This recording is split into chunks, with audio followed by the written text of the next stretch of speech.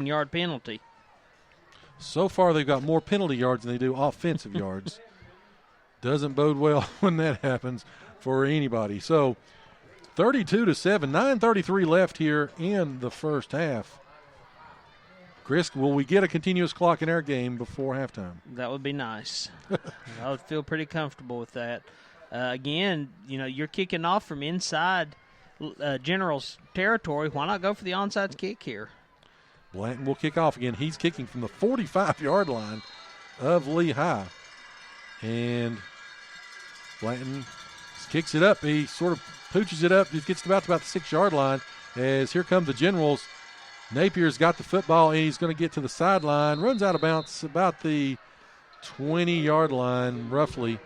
So about a 15, I think they'll give him about the 25-yard line.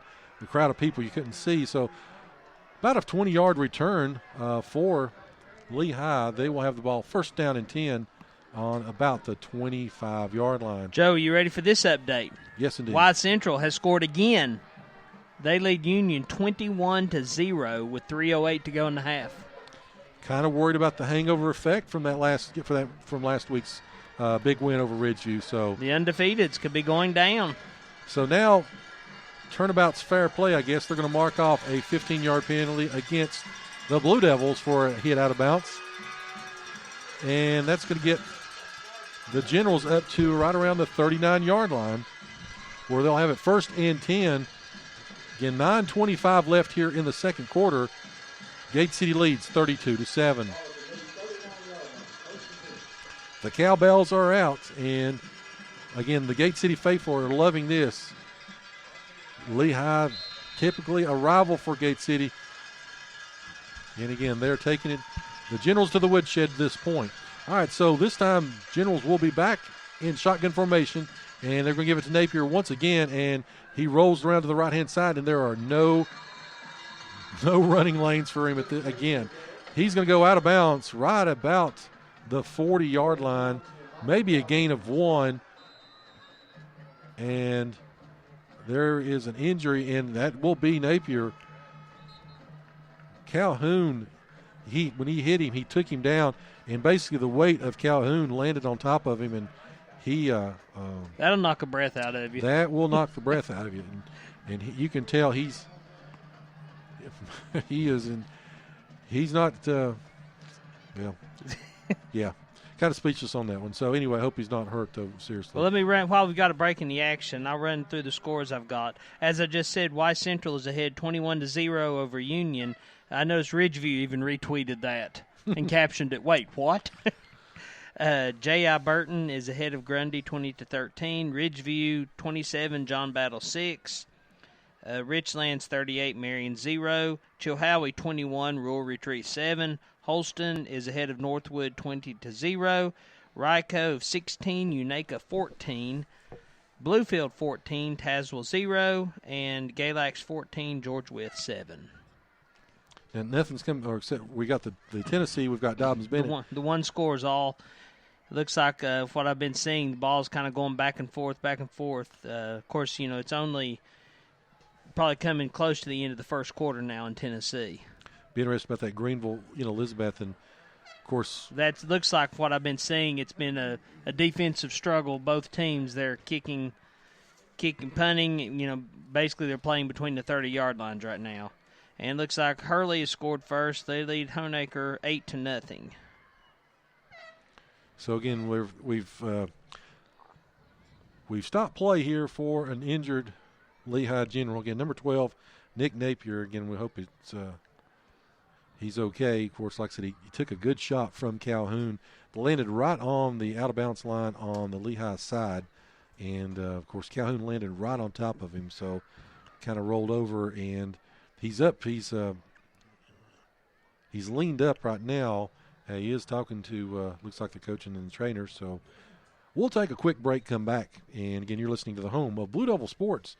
Gate City leads 32-7 here with 9:15 left in the second quarter. Thanks so much for listening.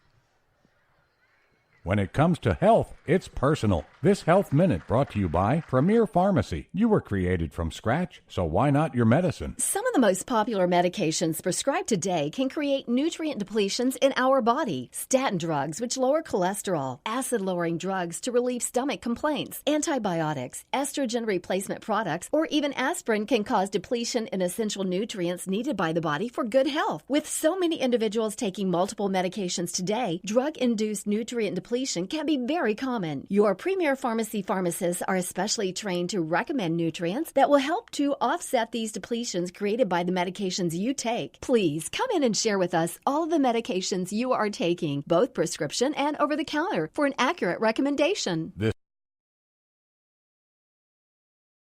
All right, so we're back here, back to action, and Napier's got the football, or excuse me, rolls around there. That's going to be Tanner Laster. He dropped the snap, and he's going to be sacked back by Blanton and Luke Reed. The football came loose, but there's some quick whistles tonight. I thought that ball was loose before he was down, but they already blown the play dead. Of course, Laster got the football from the shotgun formation, again dropped it and rolled around to the right-hand side and found nobody but Blue Devils. So 8:40 clock run, second quarter. Gate City looks to put the hammer down on Lehigh. Again, Lehigh has not converted a third down conversion all night. 3 down linemen for Gate City, 4 wide receivers for Lehigh. He's got it once again. He's going to throw it deep, and that's going to be almost intercepted by DeAndre Mack. He got his hand on it, but it was just a grasp, and it bounced away into the turf, but he threw it into double coverage there. Laster was trying to get it out to number 11, Justice Fannin, but as we said, you had Levi Roten and DeAndre Mack there on the coverage. So, once again, into punt will be Sean Ankerton, and back deep for Gate City will be Carson Jenkins. 8:17 left in the second quarter, and Gate City leads 32-7. There's the snap. Kick is up, kick is away, and they kick it away from Jenkins, and it goes out of bounds right about the 31-yard line. So good punt, but again, they are angling away from Jenkins as they know what happens whenever you kick it to Carson Jenkins, and that he's going to take it back to the house. So 8:06 left here in the second quarter. 2 timeouts for each team at this point. Again, 3 penalties for Lehigh, 1 for Gate City, and of course Gate City's got the 1 turnover to this point. So, all right, this time Gate City will have 2 wide receivers to the left, 2 to the right. They'll have Calhoun flanking Reed in the backfield in the shotgun formation. Snap is low. Reed's got it, and he's just going to try to make something out of it as he rolls around to the left-hand side. He's got a step. He's up to the 40, to the 50, and he's going to be knocked out of bounds right around the 40 or about the 39-yard line. Finally saving the day back in. Nick Napier, good to see that he's back in the ball game after being shaken up there just a few moments ago. But Joe, I'll take 30 yards off a bobbled snap any day. I mean, that was he just fumbled the football and picked up and just took off. That was quick thinking on Reed's part. He saw the gap and he just took off. 3 wide receivers to the right-hand side, 1 to the left this time. Reed back in shotgun formation, and Calhoun back there with him as Reed's got it, and he's going to look to throw. He's got it to DeAndre Mack across the middle, and he's got a step 30 down to the 20, cuts across the field. He's going to be tackled way down around the 6, maybe 7-yard line of Lehigh. And once again, Gate City in business in the red zone.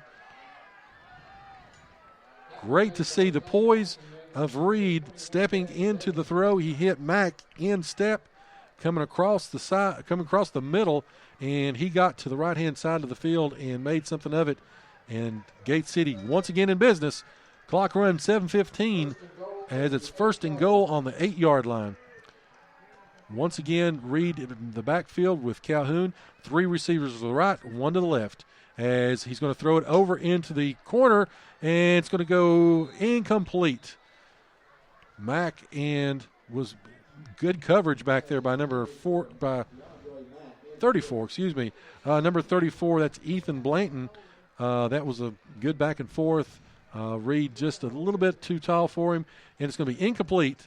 Brings up second down and goal from the 8-yard line. Mack wanted the pass interference call, but that was a good non-call, I think, by the officials. Let them play it out on that jump ball. This time, again, they are in the shotgun formation. Calhoun set to the right-hand side of Reed, 2 receivers right and left. And Reed's going to look to throw once again. He's going to roll to the left-hand side. He's going to tuck it and run, and he's going to go all the way down. Is he in? Yes, indeed. Say it with me, Big Blue Nation. Touchdown, Blue Devils. Luke Reed from 8 yards out. 6:46 left on the clock. It's 38-7, Gate City. Again, he looked right, he looked left.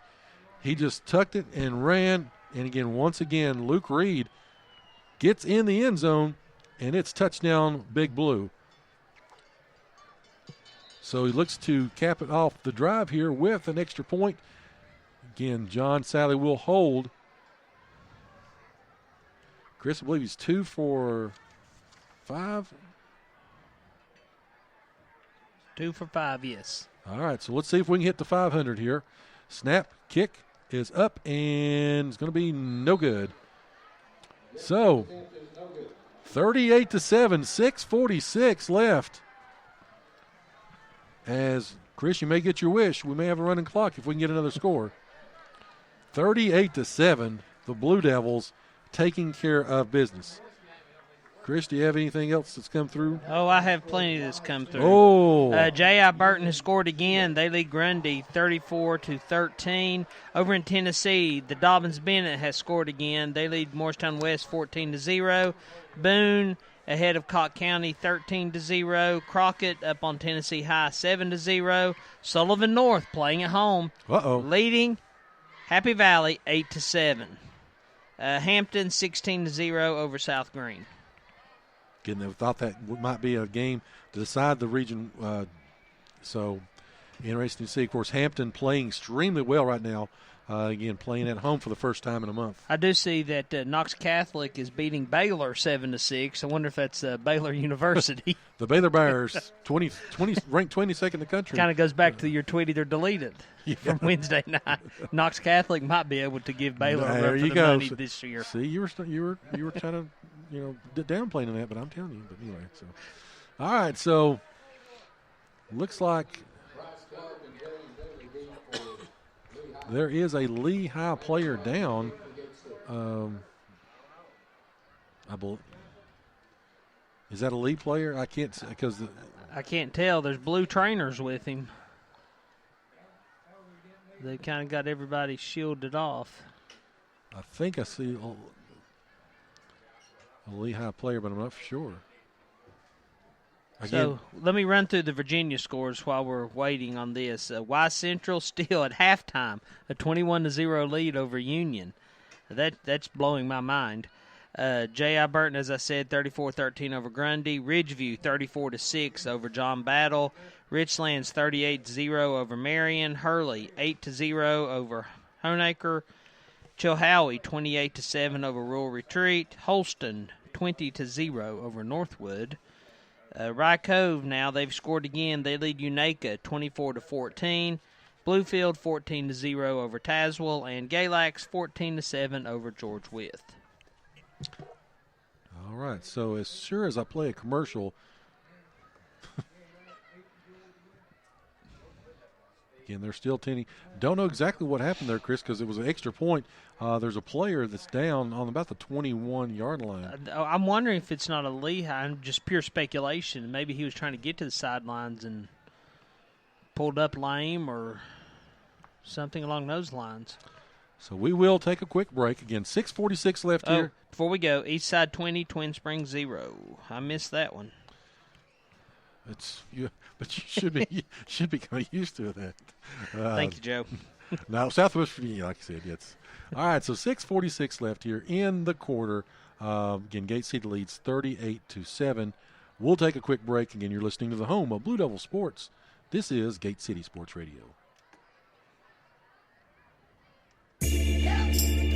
This is Jeremy Houserider, your Gate City Blue Devil football team, and you are listening to Home of Blue Devil Sports. This is Gate City Sports Radio.